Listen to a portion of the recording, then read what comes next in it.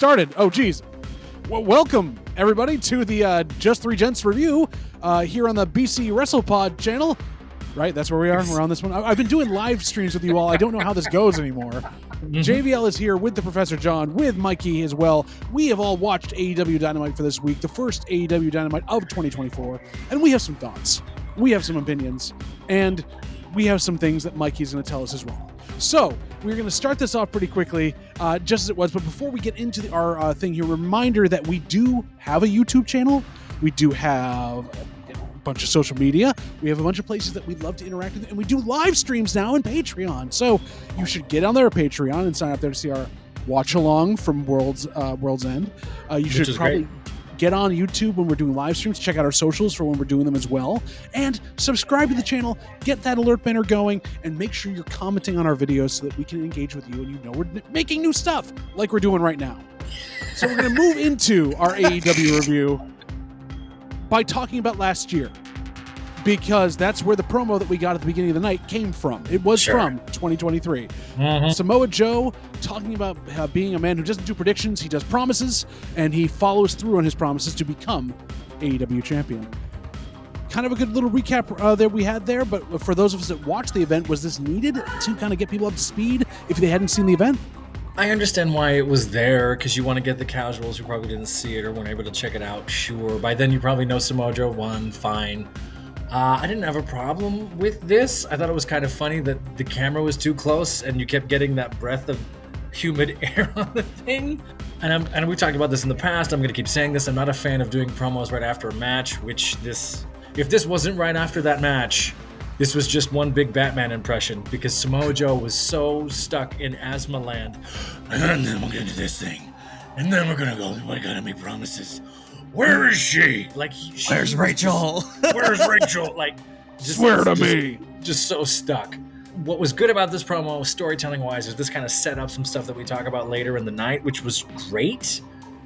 Did we need it as someone who's watching this every week? Not really. I know Samoa Joe's intense and is good on the mic. I mean, this promo served its purpose. This was for the people that didn't catch the pay-per-view, or even the people who don't watch AEW on a weekly basis or we Bleacher do. Report crashed for them. It should not have been recorded like literally 15-20 minutes after the match had ended. I was like, I'm pretty sure they filmed this before Samoa Joe went to the scrum afterwards. Was the next promo we had, which was the entirety of now the Undisputed Kingdom will make their way to the ring as Adam Cole's theme plays, and then we get the weird, slow remix of this thing, which there has been a conspiracy theory online that they did it not only specifically to have one for his group, but also because he's so slow on the crutches, he has to take longer to get to the ring with the boom. So they have to stretch it out, make it slower so he can get up to this big boom thing. I love the light change. I love that it's coherent for the group itself, but they all come out there and Adam Cole doesn't go into story time. He cuts a promo, bringing up the fact that he's really not the bad guy in all of this. He did everyone a favor, and now the Undisputed Kingdom are going to be taking over AEW. I think Undisputed is kind of weak. I think they could have picked 100 different things to put in Kingdom, Devil's Kingdom, any kingdom, anything. It would have been cooler than just Undisputed. I think as long as this faction exists, someone should always be hurt. If it was going to be Roddy Strong with the neck brace, and now it's going to be Adam Cole with the crutches, someone always has to be broken. And it's just cycling through who it is. Adam Cole's a pro on the mic. He cuts this promo beautifully. So the music comes out at the top. It's Adam Cole's music. Everybody cheers. They forget what Adam Cole did just a few days ago. And then the music changes, and then they realize, oh, I'm supposed to boo. What was really funny in this promo is he drops some of these truths, and the audience goes silent with agreement. Nobody liked MJF until I showed up. Silence. Yeah, you're kind of right. MJF would have done the same thing to me in a heartbeat. Silence. Yeah, we know, you're kind of right. So there's this sense of we've followed this for so long, and Adam Cole spins it beautifully. I like that he went full heel, calling out the Jersey crowd by the end and really selling that what that needed to be. I kind of like heel Adam Cole. I've only ever heard of heel Adam Cole, so this is kind of fun for me to get to experience. He does better as a heel than he does a babyface. I've heard this, and just his articulation and way that he's able to work the mic and spin that rhetoric similar to Christian. I think this is going to be fun. Well, Mikey, they did set up some storylines down the road in this promo, didn't they? They did. There's only one person that stuck out like a sore thumb. Heel Adam Cole is always my favorite version of Adam Cole because I think some of his best promo work is when he is a heel. And I love the sense of delusion that he has. I mean, there is truth there, but I'm like, you're still at the basic fundamentalisms of it all, Adam Cole. You were a piece of turd. You gaslit Max the whole entire time into being his best friend, and then you ripped everything away from him like a nasty breakup or a divorce, if you will. I think that's the best kind of like semi-quasi revenge story. Sure. Is when you, it's not enough just to take things away from it. If you want to really feel sympathy for a character in any piece of medium, you need to see everything taken away from them, but you also need to break the light within their eyes. It's one thing to gaslight someone. It's one thing to be so narcissistic, I believe you. Now he manipulated a whole audience to going, hey, you're kind of right. That is MJF's fault. And Adam Cole, in my opinion, did it so well that he had to remind the audience, by the way, I am the bad guy, though. And then had to kind of put the you should not have sympathy for the devil, basically. Yes, that's. But and that's a great acting trick, though. If you could create that hint of, wow, I kind of like this guy. Oh my God, what's that say for me? And then you watch them go on the terror. You mean right? like Swerve Strickland has the entirety of the last year into right now? Seriously, we'll talk about on Swerve, those lines. But the only thing that I didn't like about this is I love the setup of storylines. Give me Orange Cassidy versus Roderick Strong. That's going to be great. The Kingdom clearing house with those ROH tag titles. Awesome. Whenever Adam Cole gets cleared, I'm excited for his in-ring return. There's only one person, and Adam Cole said it. I was just like, and Wardlow's going to go for the main title. And then, you know what? We talked about it. When he wins it, he's going to give it to me. I'm like, oh, so this is just do MJF. the right thing. He's going to do the right thing and give it to me. I'm like, oh, so you're setting up Wardlow for a second babyface turn. Isn't it interesting that no one's going for that TNT title? Like, you would think if you want to have all the gold, someone's got to get it off Christian, but no, we're going to leave that alone. We're not going to touch that mess right there. We're going to just jump over it. And they're also like, we're not going to go after Eddie Kingston because he's like that crazy uncle that will fight everybody. But then, this is what I wanted since we got the introduction of the Devil storyline to begin with, because who should come out, JVL? Jay White. Mr. Jay White. Because, of course, this is continuity in wrestling. Jay White is upset that he's happy you took Max down. He's happy you broke him in half. Why did he have to be collateral damage? It talks to the storyline booking. It talks to what we were frustrated about with the booking of Jay White up until that point.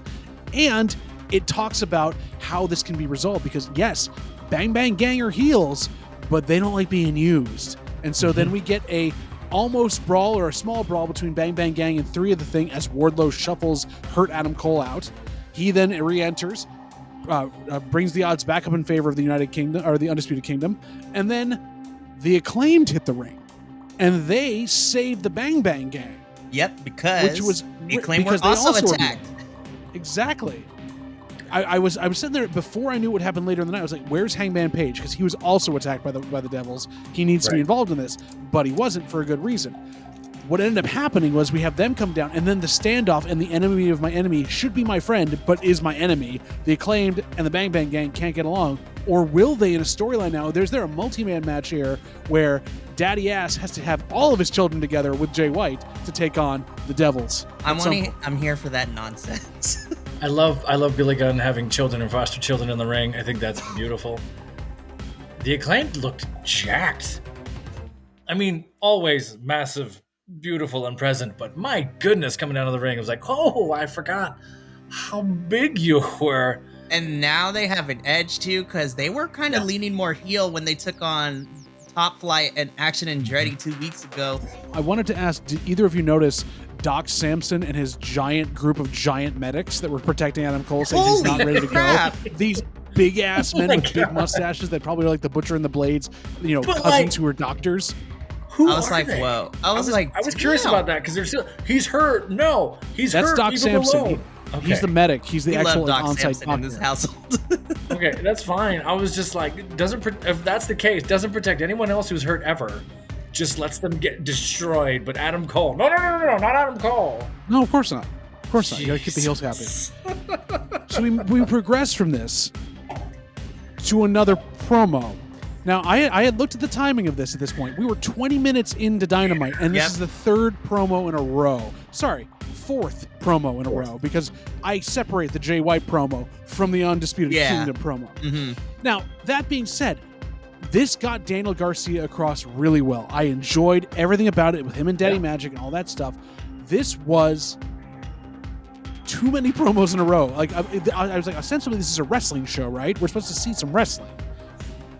We didn't see it until the next section, and even that was saying something. That's rough. I tried to clock this too. For me, it was something like 23, 24 minutes before the ding of the bell of the next match. It was like nothing's happened in 24 minutes.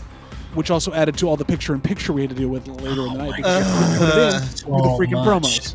We're for Promo Fest 4, so this wasn't quite Promo Fest 5. But timing-wise, this was never go Promo Fest 5. You never go. You never go promo to 5. That joke writes itself. I think that there's something. We gotta time this out and be like, why is there what are they trying to set up? It's just too much at the beginning of the year, I think. And again, they're just trying to streamline this stuff and get it out there. I get it, but isn't that what commentary's for though during matches? I gave up on AEW commentary unless it is Collision's crew. Kevin Patrick, Nigel McGuinness, and Tony Schiavone on Collision. I'm like, yes, there we go. I feel like they found the way to fix Taz, and we'll talk about what I think fixed Taz. Just have him not talk. Oh no, that's my. To get someone who will shut him down, sitting at the same table. Funnier and wittier. We then transition, and this is the weirdest thing in the world. We go to the next match, which is what was set up on World's End, and the only big promo they had there, Dante Martin basically getting his match with Orange Cassidy for the international title. But this was where things started to go weird during the broadcast because they went sideways. Dante Martin was it went sideways. Dante Martin was in the ring, had his music going, didn't really get an entrance, and I was like, okay, well they're gonna obviously do Orange Cassidy. He's the champion and something. No, he's already there. There's no entrance for Orange Cassidy, your international champion, the guy that carried your company for the last year. But then we had Orange Cassidy remembers he has to run fast in order to take on the High Flyer. That was so good. And Dante Martin says, no, you can't roll away from me. I can go across the freaking ring. Yep. Dante Martin is amazing. Sorry, I'm late to the party. Dude's incredible. The first, I don't know, maybe 15, 20 moves of this thing were just so engaging and flying all over the place, jumping off the ropes. That's the suplex battle they had, which was during my picture-in-picture, got ruined because it was picture-in-picture, but that looked incredible. Yes. One, bonus points to the Dusty Rhodes costume standing right next to the action. Mm-hmm. And these dudes are trying not to laugh or engage with this guy who looks perfect right in the audience. This match was great. I really enjoyed it. I am never disappointed anytime we get an international championship match, if I'm being completely honest, because Orange Cassidy has the ability to work with anyone, and I do appreciate that we're pushing Dante Martin post coming back from injury, and even in defeat, him and Darius and Action look strong even in defeat. I love that I'm a year and a half into this AEW stuff and Dynamite and a few other things, and I'm still learning about these folks because I was totally surprised. I'd heard of and I'd seen some tag things and like, okay, this guy's great. This one-on-one was just beautiful to watch. Oh yeah, and of course I did love Orange Cassidy's like slow run up build, which was funny. He's like, oh yeah, I gotta speed it up, bam. But speaking of, not being around when OG Dynamite was the thing. What? Or what they talk about also in the later match when they say the dark era and the elevation era, which Mikey and I watched and loved. Mikey, can I get an oh yeah? Oh yeah. Thank you so much. We had Private Party, Isaiah Cassidy and Mark Quinn back from injury together again and on their own. Yes. I'm so happy they're back. I love Private Party. Shots. I popped real hard. Oh my God, is that Private Party? So this is for the professor and probably for those of you that don't remember the pre kind of COVID-y like Dark Elevation era. Mark Quinn and Isaiah Cassidy were a tag team when they came into AEW, and they were pushed extremely hard to the point they almost won the tag titles in the first year. Then Mark Quinn had a very serious injury about almost a year ago, and Isaiah Cassidy was picked up by the Hardys to be their kind of young boy or whatever else it was, and he went along with them. So he became part of the firm, part of all the other stuff, the Hardy, like household, whatever it was, and so worked with them for so long. Hence why in their promo, when they're saying we're back, we're putting the entire tag team thing on notice as the best friends and top flight are in the ring, but they're not attacking each other. They're all just kind of standing around enjoying this. They called out the Hardys because there's going to be a match between the Hardys and Private Party at some point. I feel like this sounds more familiar to me now because I was not watching diligently during the dark times, but I heard all these catchphrases. I've heard the music before. I've heard the names. I'm like, I know of you. I just haven't seen a lot of you. Not so, little rusty on the mic. Not so great on the mic this time. A little not so great with what I'm saying, how I'm saying, what I'm doing. I'm not picking on them. I'm sure they're fabulous. I'm sure they're fantastic. The crowd's behind them 100%. But I was like, there's some miscues here. They're a little... Mark Quinn was also extremely excited to be back. You could tell he was just loving the crowd. And then when him talking, he was going to go nuts. I am excited. Mikey, are you happy to go to the Private Party now? Yes. What I want is now that we have Private Party back and we have, Isaiah Cassidy Private Party, I just need him to do the scream anytime he gets thrown up super high. It is the funniest thing on the planet. Guess what? We get another promo right after this. It's another promo. But this was my promo of the night. Timeless Tony Storm is Renee Paquette talking about being there. One, going to a seance for Stephen Sondheim. That was just the best line of the night. Stephen Sondheim. That was crazy. Taz tried to recall that later and just butchered it. I was like, he butchers everything. Yeah. But then she admits to not watching the product, which I loved. I don't watch wrestling. It's so good. Why would I watch her? I don't watch wrestling.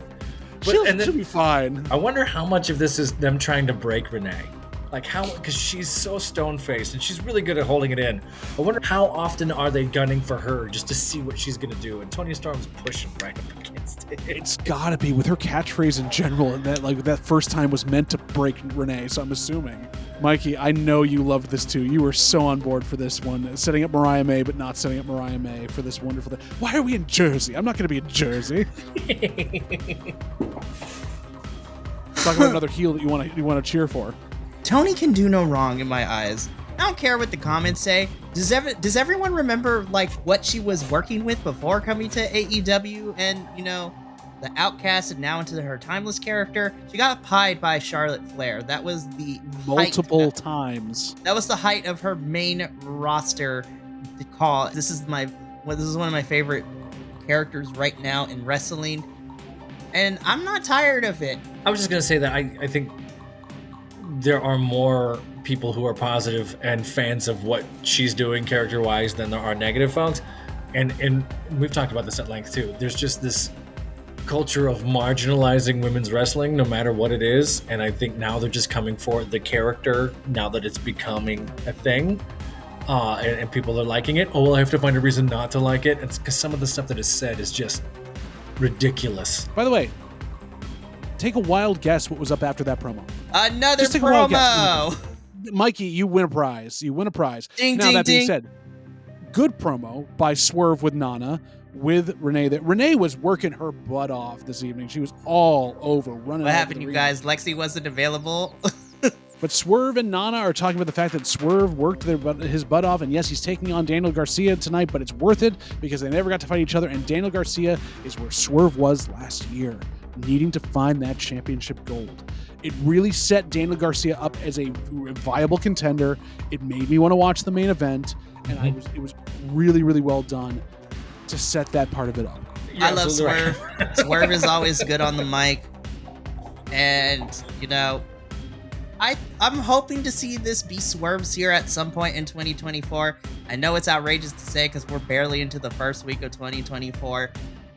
And we do have a little bit of time before Revolution, so hopefully Swerve continues to get momentum. So we got done with that promo. Swerve's all set up.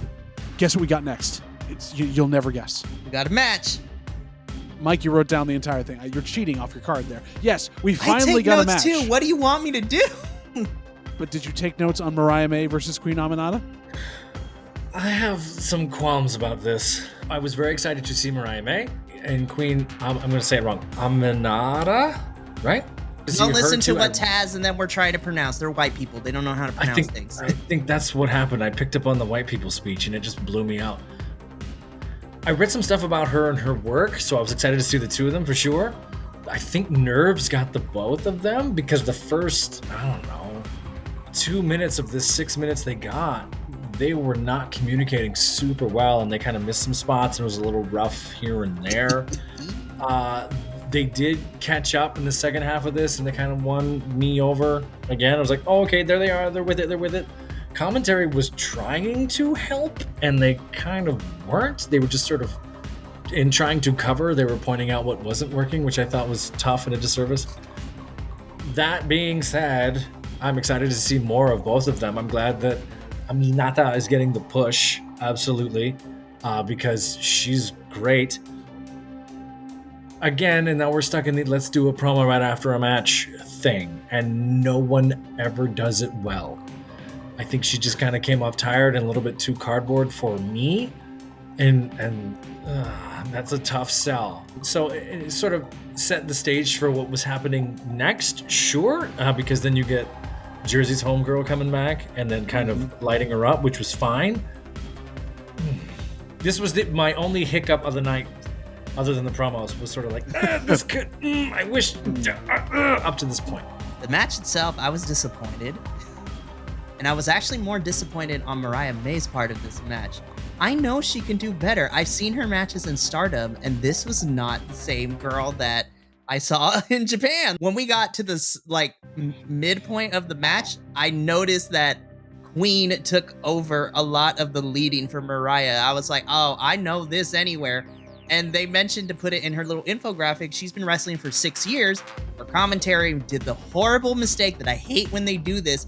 Mariah May has only been wrestling for 1 whole year. I'm like, you guys, yes, maybe that is true, but you told us where she came from, which, for us wrestling fans, we know Stardom's not a joke. It seemed like the match built to Aminata's comeback.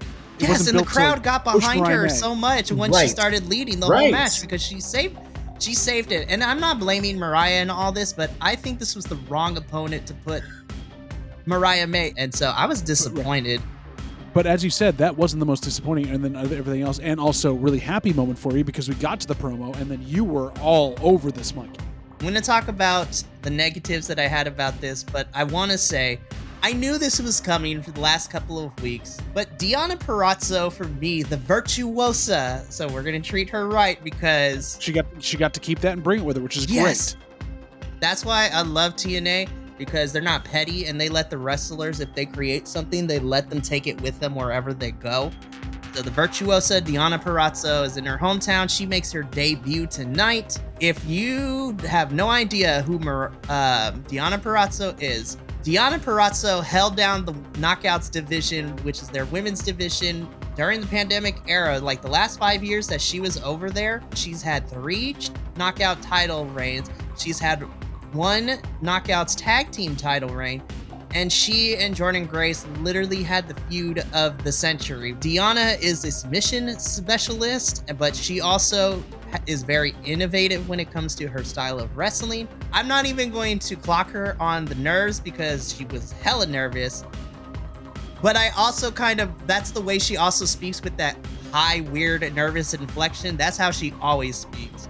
And I know it's different for her because you're going from maybe hundreds of people in the room to now being in a bigger arena.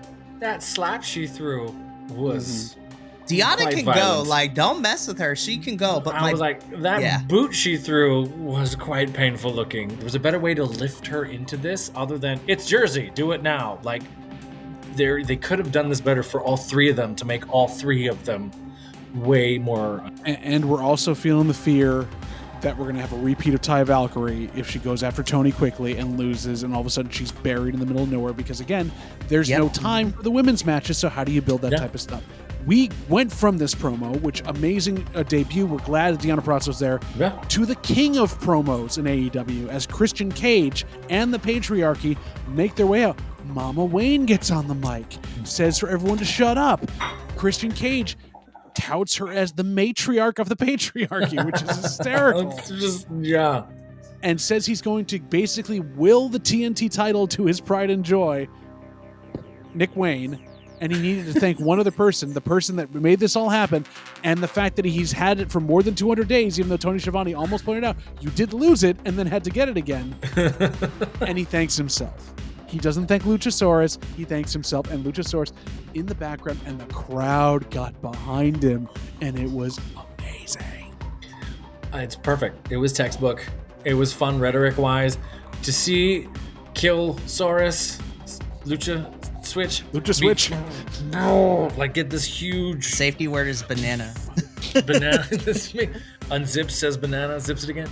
It's massive and all angry, and then the letdown, the physical letdown, but I'm going to sit here and take it thing.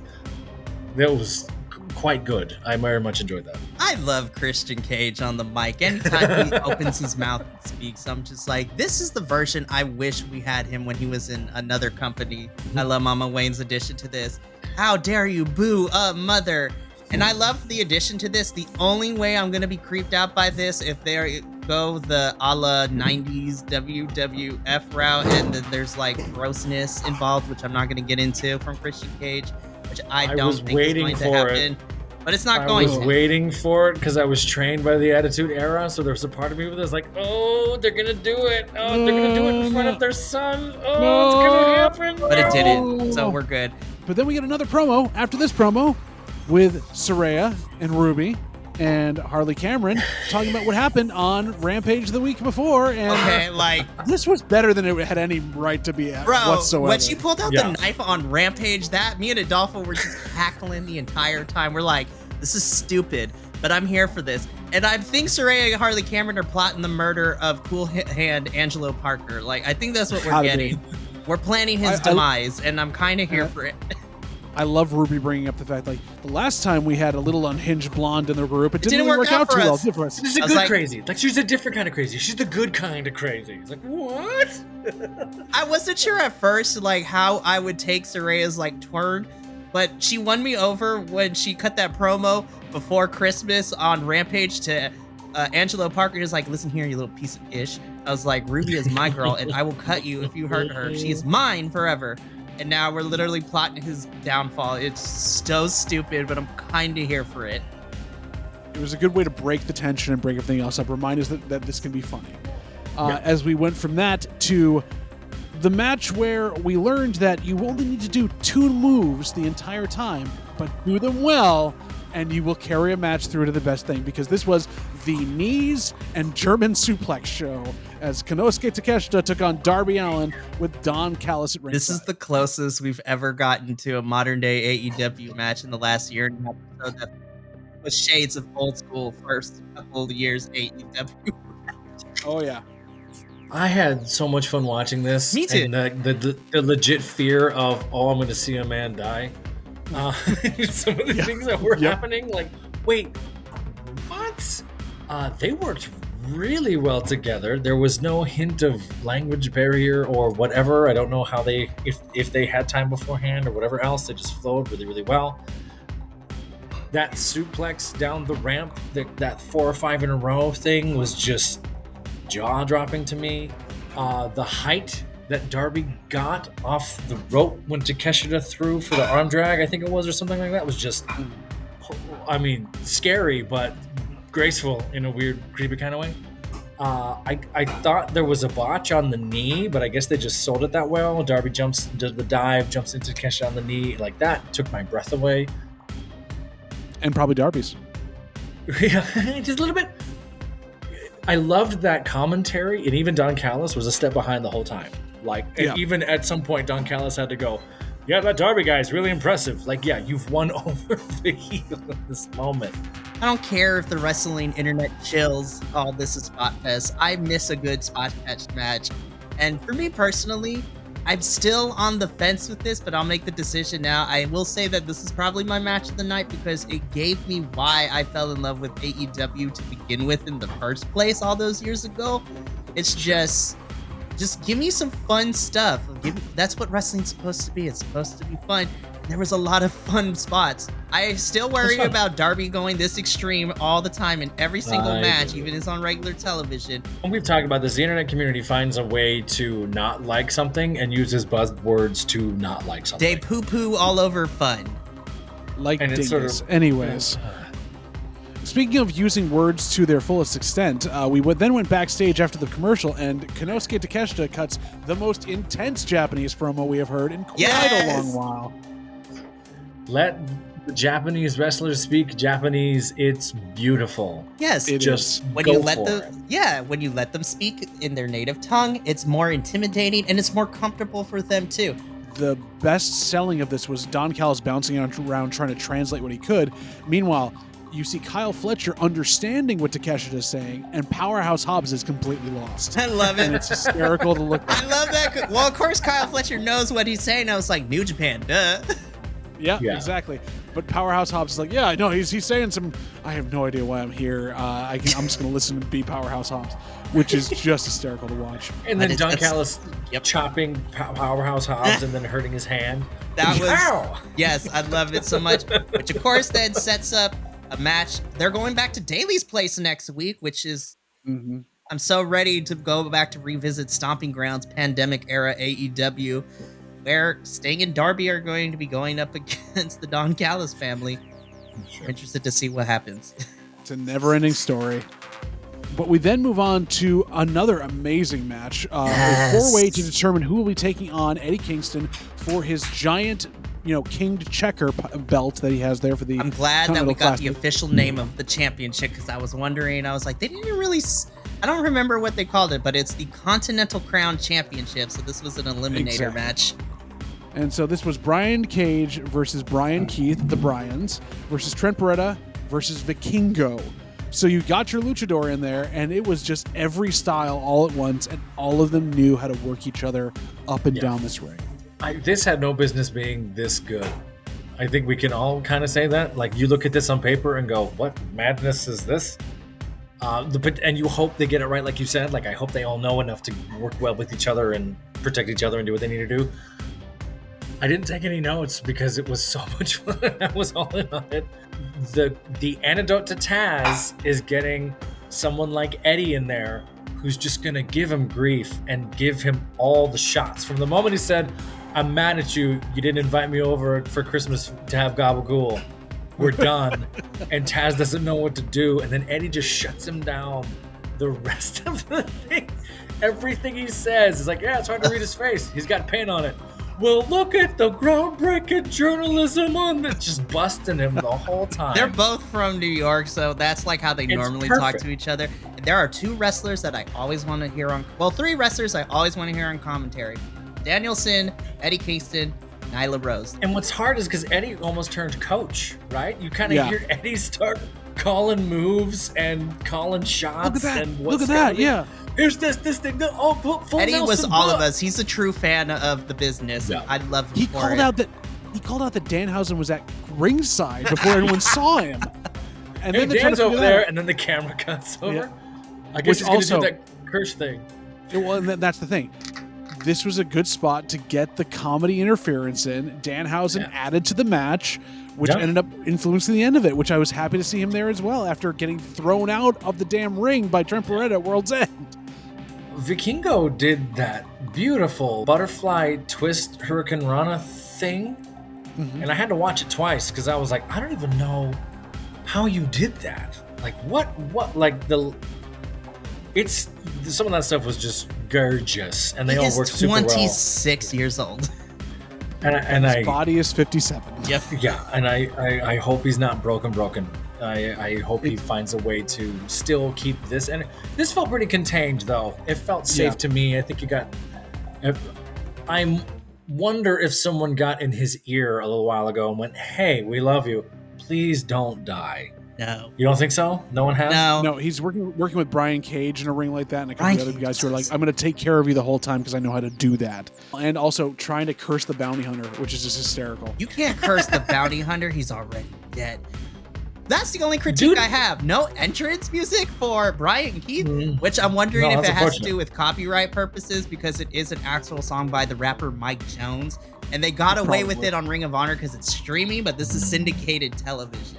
And plus, Yeah. the contents of the song are not necessarily the greatest. Sure. So at the end, like we talked about, Eddie standing up, and we have this exchange there. between him and Trent. Really kind of setting Trent, or like, here's what we're gonna do, here's where we're going. I mean, having someone like Eddie there fixes things, you know. I am so ready for this match on Collision. I'm excited for it. We ended that up. We now know who Eddie's going to be taking on, and we go backstage again. Renee is just running her butt off tonight. We get another promo we think is going to be from Daddy Magic Matt Menard, but no, Hangman Page appears and cuts a scathing promo to reignite his feud with somebody on this show, which we know is probably going to end up being in the main event. He wants to beat somebody up. He couldn't come out to go after the Devils, and Hangman Page is ready to do some cowboy stuff. I'm going to give away the lead because I have a huge question about how this was done. Adam Page shows up, wants to fight the Devils and Adam Cole, and then shows up at the end of the night to just fight Swerve just for fun. Like, I get it, I guess. But you had an opportunity there to kind of get some more heat with the Devils and Adam Cole and whatnot. You just kind of went, hey, Adam, go do something.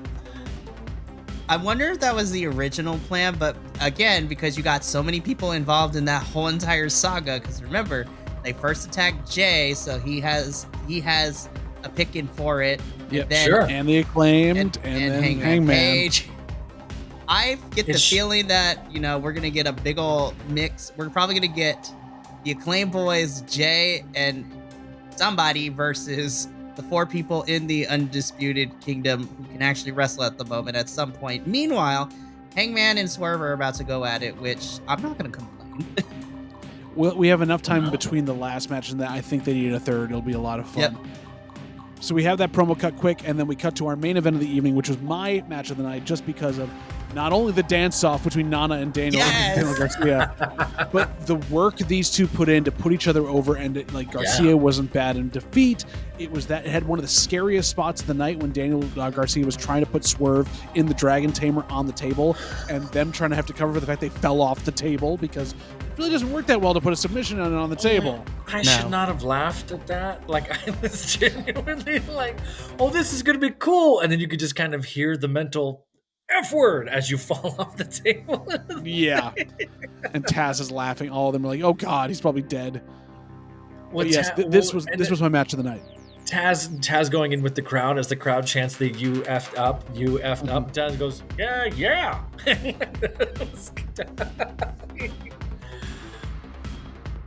Oh man, yes, it was amazing. And not to take away from the match, it's just commentary was fascinating because they were just trying to drop random words in for this last thing of the night. Shivani had a nod to JR's birthday, calling a slobber knocker. Excalibur used a word called vociferous. What a vociferous! Like, what? Are you just kind of? I feel like he's studying for the ACTs. I know you're all doing just word. The crowd was very vociferous. The crowd would be when the dance off was happening. Yeah, doing just the word of the day stuff. But besides that, these two were great together. I really like Daniel Garcia. I've enjoyed his work. I'm glad he's getting the push. I thought the ending was violent and kind of scary to me. Scared. I mean, didn't break kayfabe scary, but it's enough like ooh. Like, because it took everything. It took everything that Swerve had to get rid of Daniel Garcia. So I thought that was great, and then Swerve being a pro, like really getting Daniel Garcia over and leading to that. I want to see Garcia win something at some point. I'm kind of tired of seeing Garcia taking an O every time, and I get it, and I know they'll get him there. How old is he? Is he very old? He's young. He's in his 20s. I figured fact checker is on the case.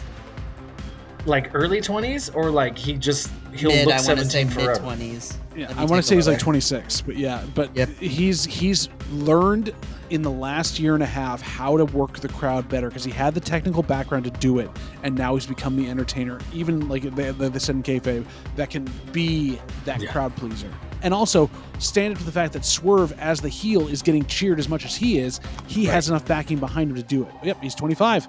There was a spot, I don't want to do the thing like one of our other co-hosts does, which is run the match while we're talking about it. But who could that? I love you, Minnie. I miss you. Hey, I haven't seen you. He did great. So long. He watched Monday Night Raw, not while we were recording the review. That's good. I'm trying to find it. There was one spot in here that had me go, wow. And it's sort of, they knew the 4 or 5 moves in a row. And I was just taken away by like, hey, they called the spot. And then it just went beautifully. And of course I can't find, the suplexes. And these massive suplexes of them just turning each other over and then turning one into the back and then thing off that rope. Like that was, to do that late in the match when you're already exhausted, I thought that was really, really cool. Badass. This was fun. This was great. A commentary didn't ruin it. Excalibur tried to tamp it down some, fine. It's hard for me calling this match of the night after watching that Orange Cassidy one and Dante one. Like that was so clean and so much fun. But that's why this was I'm very conflicted as we come around the corner of the scores for the evening. I'm conflicted about this Dynamite because there's a lot of pros here, but the cons are very heavy, the Tony cons, if you will, and kind of make it hard to gauge on the empanada scale. Mikey, thoughts on this before we get to the Hangman interference at the end? This match was a lot of fun. The dance-off was great. I need more of it. Put it on YouTube. Put something on there. It's amazing. I agree. I would like to see Daniel Garcia win more, but given the fact that he pretty much won it for his team at World's End, I think speaks a lot of values of how much stock he has in AEW right now. And I honestly think, and I'm hoping that Tony Khan watches this and follows my line of thinking, I think AEW is ready to start pushing a lot of the younger stars up into the contention for a lot of these championships, because I love all the champions we have right now, and the Acclaimed are the perfect examples of young champions being able to do really cool things when you actually let them defend the titles. But I think the younger talent, I think, is ready to start being showcased and put in more, because I love Joe, I love Christian, I love Adam Copeland, but I don't want to start seeing the problem as other companies have, where you have your older legend stars overshadow the younger ones. I think the only person that is doing a good job of not overshadowing their protege is Sting and Darby, really. And he's leaving soon, so that's always to get him out of the way. Out of here, right. So we thought it was over. The match was won. Swerve picked up the win, and then Hangman comes out to address the Swerve issue, and they start fighting because they picked up right where they left off. They did. I don't know where this is going to go. I think it's fine. It's a little misplaced because Hangman shows up and goes, I want Adam Cole and the Devils, and then goes, Swerve's good too, and then goes for Swerve anyway. He also defended Daniel Garcia after getting kicked in the balls by Nana because he was in short shorts and then everything else. So that's fair. I mean, those two are now titans who will fight on the mountaintops forever. But I think Hangman is a good, foil for Swerve, as we saw in their lead up to the Texas Death Match at Full Gear. And plus, and I hate to say this, but Hangman Page is like one of the few people outside of other members of AEW that doesn't mind losing and putting over a person. Yeah. Like, Hangman is one of the few people I never hear about complaining about putting over younger, newer talent, or even like non-established in the major scenes talents. Hangman's a good person to have, and he's also a very safe worker too. Listen, I am not going to complain if we have Hangman and Swerve 3, and honestly, I think this is a good feud to keep both of them busy while we deal with whatever's going on with Jay White and, Adam Cole and all that. Well, so we had a great episode of Dynamite here, folks. We had an amazing time going through it. And as you said, Professor, there were some pros and some cons. Let's take those all into effect and use our empanada rating system. Professor, Mikey, give me your rating of the Dynamite we had. So I'm going to take a little bit from your lead like we've done over the last few months. This should be in the 9s for me. It's not because the women got screwed. They didn't set them up to succeed. They gave them 6 minutes. They put a promo right after it. Revealing a new star should have been huge. That fell flat and it shouldn't have, and you did them dirty. You should have given them more time. I'm also taking some away because you should not have 26 minutes of promos, a match, and then 15 minutes of promos, and then a match, and then 5 minutes of promos, and then almost a match. You you messed with the whole format for some reason, and all the performers delivered beautifully.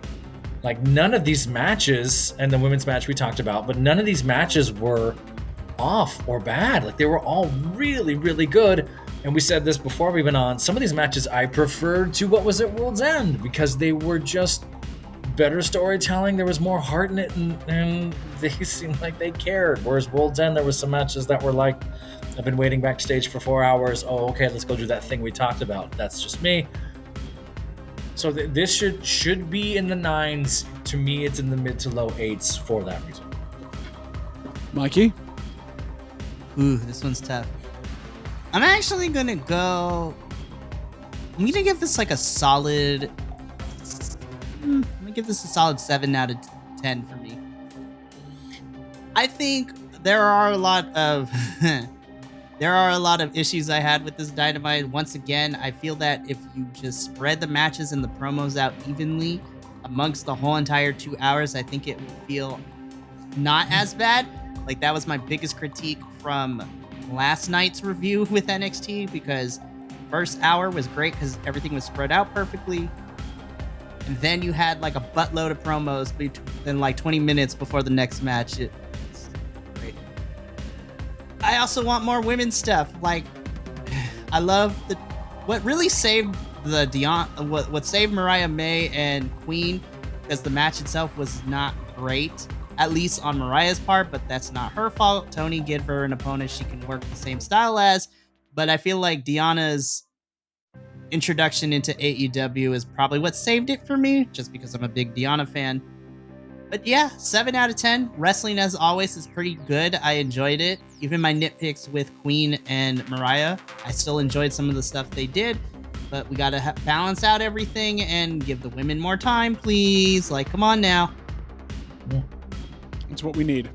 I'm going for a 7.5. That is with the reduction because of one women's match, one women's promo, and that's about it. It's just where it was, good match quality, decent promo quality, and bad promo quality all at the same time. So, we've come to the end of the Dynamite review. I have had a blast with you gentlemen being here in the first of 2024. We have really cleaned house on this. Shall we do it again next week, you think? Join everyone here? I mean, we're supposed to. Yeah, we should. Yeah. All right. Let's schedule that then. We'll do that there. Yeah, we'll join you next week to go over Dynamite again. You can also see all of us on other reviews here on the BC WrestlePod channel. We review pretty much every kind of fed out there except for NJPW right now, but we will be reviewing the Wrestle Kingdom 18 show that's going on literally right now and